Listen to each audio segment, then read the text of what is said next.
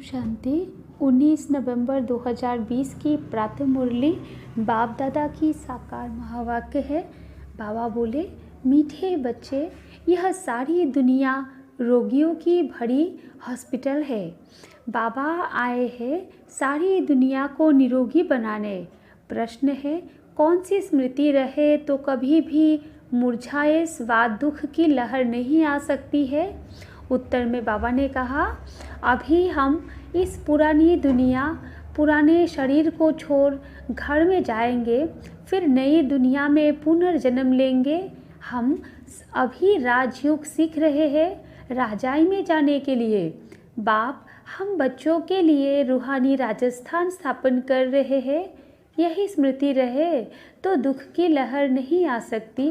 गीत है, तुम ही हो माता पिता, तुम ही हो बंधु सखा, तुम ही हो।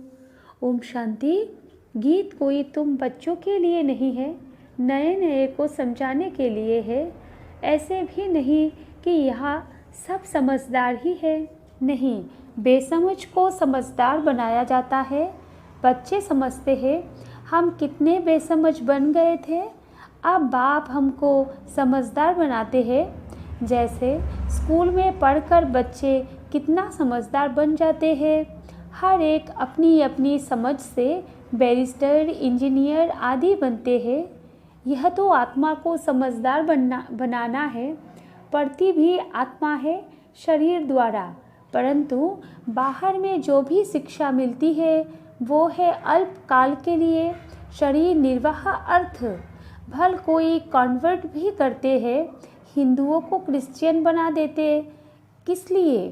थोड़ा सुख पाने के लिए, पैसे नौकरी आदि सहज मिलने के लिए, आजीविका के लिए। अब तुम बच्चे जानते हो, हमको पहले पहले तो आत्म अभिमानी बनना पड़े। यह है मुख्य बात, क्योंकि यह है ही रोगी दुनिया। ऐसा कोई मनुष्य नहीं जो रोगी नहीं बनता है, कुछ ना कुछ होता ज़रूर है।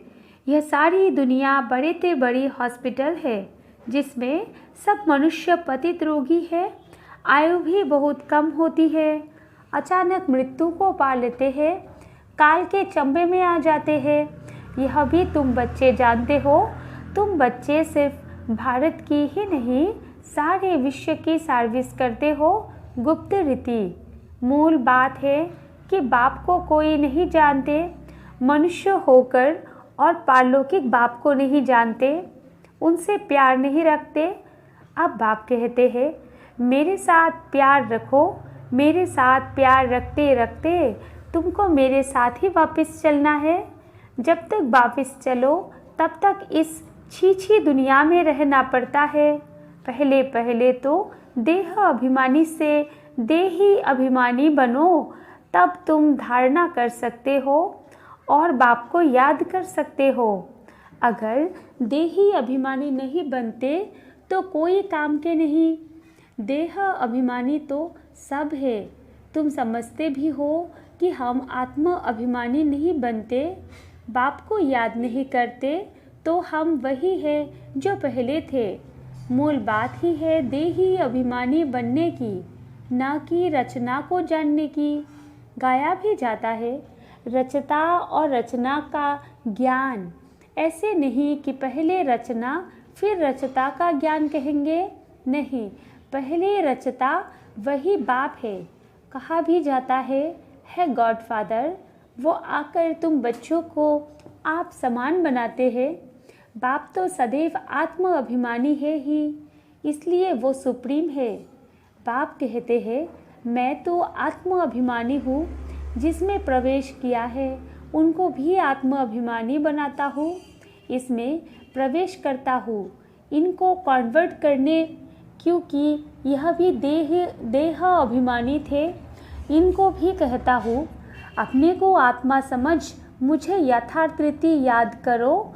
ऐसे बहुत मनुष्य हैं जो समझते हैं आत्मा अलग है, जीव अलग है। आत्मा देह से निकल जाती है तो दो चीज़ हुई ना। बाप समझाते हैं, तुम आत्मा हो, आत्मा ही पुनर्जन्म लेती है, आत्मा ही शरीर लेकर पार्ट बजाती है। बाबा बार बार समझाते हैं, अपने को आत्मा समझो, इसमें बड़ी मेहनत चाहिए। जैसे स्टूडेंट पढ़ने के लिए एकांत में बगीचे आदि में जाकर पढ़ते हैं। पादरी लोग भी घूमने जाते हैं तो एकदम शांत रहते हैं। वो कोई आत्म अभिमानी नहीं रहते, क्राइस्ट की याद में रहते हैं। घर में रहकर भी याद तो कर सकते हैं, परंतु खास एकांत में जाते हैं क्राइस्ट को याद करने, और कोई तरफ देखते भी नहीं। जो अच्छे अच्छे होते हैं समझते हैं हम क्राइस्ट को याद करते करते उनके पास चले जाएंगे। क्राइस्ट हेवन में बैठा है, हम भी हेवन में चले जाएंगे। यह भी समझते हैं क्राइस्ट हेवनली गॉडफादर के पास गया, हम भी याद करते करते उनके पास जाएंगे। सब क्रिश्चियन उस एक के बच्चे ठहरे, उनमें कुछ ज्ञान ठीक है, क्योंकि क्राइस्ट की आत्मा तो ऊपर गई ही नहीं। क्राइस्ट नाम तो शरीर का है जिसको फांसी पर चढ़ाया, आत्मा तो फांसी पर नहीं चढ़ती है। अब क्राइस्ट की आत्मा गॉड फादर के पास गई, यह कहना भी रॉन्ग हो जाता है। वापस कोई कैसे जाएंगे? हर एक को स्थापना फिर पालना ज़रूर करनी होती है। मकान को पोताई आदि कराई जाती है, यह भी पालना है ना। अब बेहद के बाप को तुम याद करो, यह नॉलेज बेहद के बाप के सिवाय कोई दे न सके।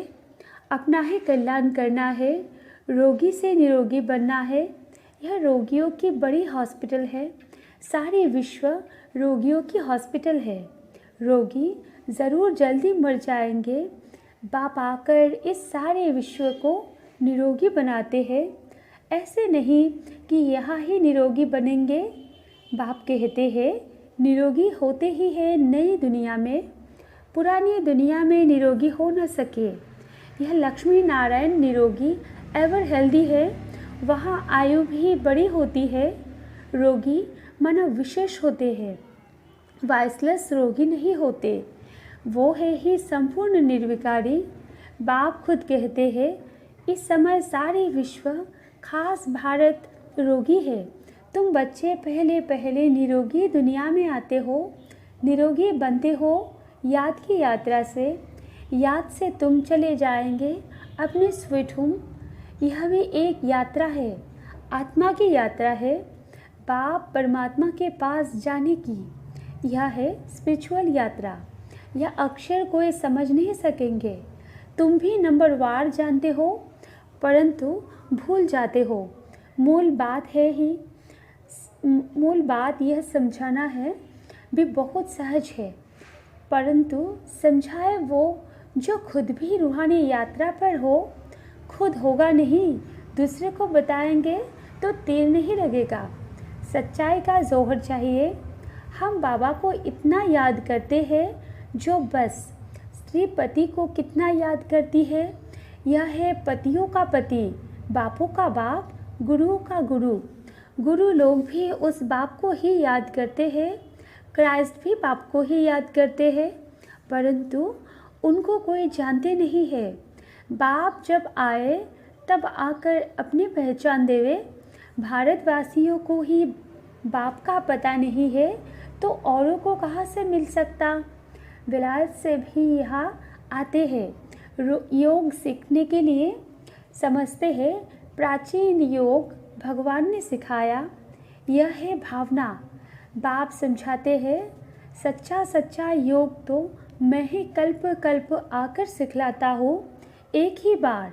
मुख्य बात है अपने को आत्मा समझ, बाप को याद करो। इसको ही रूहानी योग कहा जाता है। बाकी सबका है जिस्मानी योग। ब्रह्म से योग रखते हैं, वो भी बाप तो नहीं है, वो तो महतत्व है। रहने का स्थान तो राइट एक ही बाप है, एक बाप को ही सत्य कहा जाता है। यह भी भारतवासियों को पता नहीं कि बाप ही सत्य कैसे है। वही सचखंड की स्थापना करते हैं। सचखंड और झूठखंड। तुम जब सचखंड में रहते हो तो वहाँ रावण राज्य ही नहीं होता। आधा कल्प बाद रावण राज्य झूठ खंड शुरू होता है। सच खंड पूरा सतयुग को कहेंगे, फिर झूठ खंड पूरा कलयुग का अंत तक। अभी तुम संगम पर बैठे हो, ना इधर हो ना उधर हो। तुम ट्रैवल माना यात्रा कर रहे हो। आत्मा ट्रैवल कर रही है, शरीर नहीं। बाप आकर के यात्रा करना सिखलाते हैं। यहाँ से वहाँ जाना है, तुमको यह सिखलाते हैं। वो लोग फिर स्टार्स, मून आदि तरफ जाने की ट्रैवल करते हैं। अभी तुम जानते हो उनमें कोई फ़ायदा नहीं। इन चीज़ों से ही सारा विनाश होना है। बाकी जो भी इतने मेहनत करते हैं सब व्यर्थ। तुम जानते हो यह सब चीज़ें जो साइंस से बनती है वो भविष्य में तुम्हारे ही काम आएंगी। यह ड्रामा बना हुआ है। बेहद का बाप आकर पढ़ाते हैं तो कितना रिगार्ड रखना चाहिए। टीचर का वैसे भी बहुत रिगार्ड रखते हैं। टीचर फरमान करते हैं, अच्छी रीति पढ़कर पास हो जाओ। अगर फरमान को नहीं मानेंगे तो नापास हो जाएंगे। बाप भी कहते हैं, तुमको पढ़ाते हैं विश्व का मालिक बनाने। यह लक्ष्मी नारायण मालिक है, भल प्रजा भी मालिक है, परंतु दर्जे तो बहुत है ना। भारतवासी भी सब कहते हैं ना, हम मालिक है। गरीब भी भारत का मालिक अपने को समझेगा, परंतु राजा और उनमें फ़र्क कितना है। नॉलेज से मर्तबे का फ़र्क हो जाता है। नॉलेज में भी होशियारी चाहिए, पवित्रता भी ज़रूरी है, तो हेल्थ वेल्थ भी चाहिए। स्वर्ग में सब है ना। बाप एम ऑब्जेक्ट समझाते हैं। दुनिया में और कोई की बुद्धि में यह एम ऑब्जेक्ट होगी नहीं। तुम फट से कहेंगे हम यह बनते हैं, सारे विश्व में हमारी राजधानी होगी। यह तो अभी पंचायती राज्य है। पहले थे डबल ताजधारी, फिर एक ताज, अभी न ताज। बाबा ने मुरली में कहा था यह भी चित्र हो। डबल सिर ताज राजाओं के आगे सिंगल ताज वाले माथा झुकाते हैं। अभी बाप कहते हैं मैं तुमको राजाओं का राजा डबल सिरताज बनाता हूँ। वो है अल्पकाल के लिए। यह है 21 जन्मों की बात। पहली मुख्य बात है पावन बनने की।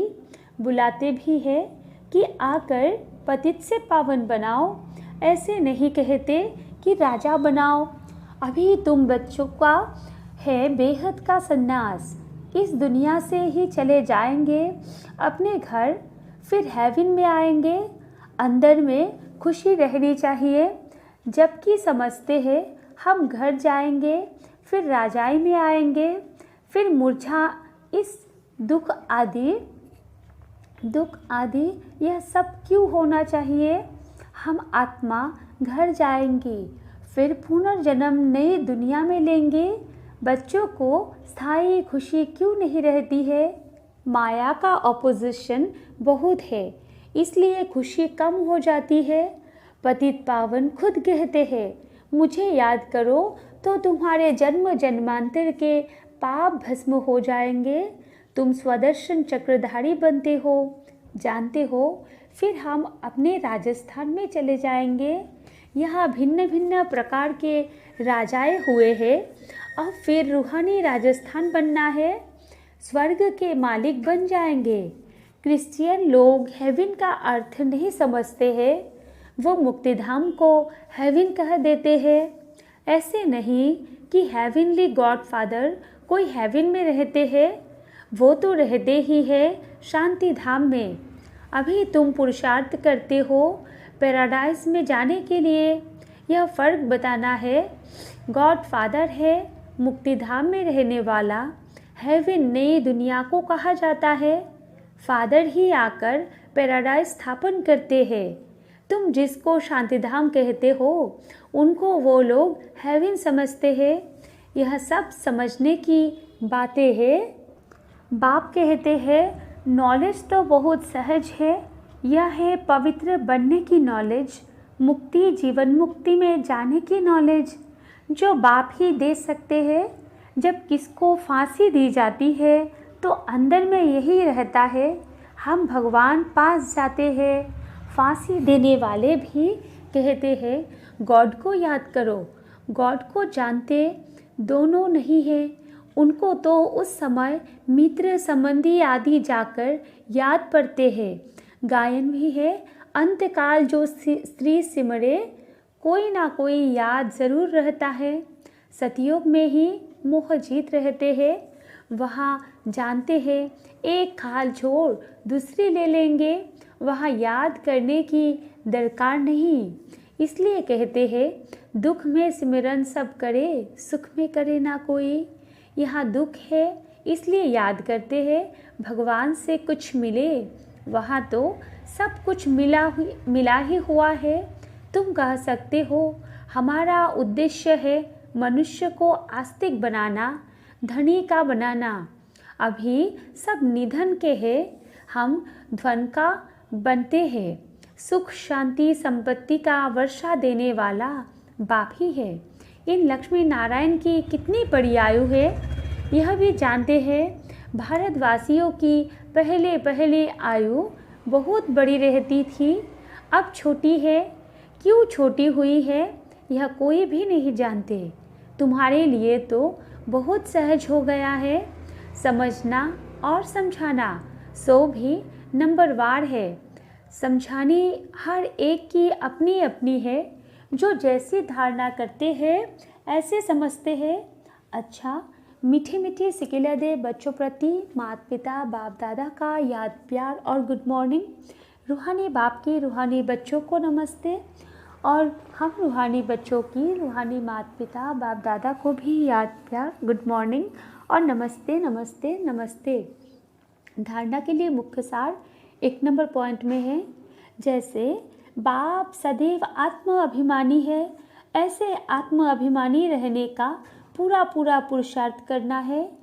एक बाप को दिल से प्यार करते करते बाप के साथ घर चलना है। 2 नंबर पॉइंट है, बेहद के बाप का पूरा रिगार्ड रखना है, अर्थात बाप के फरमान पर चलना है।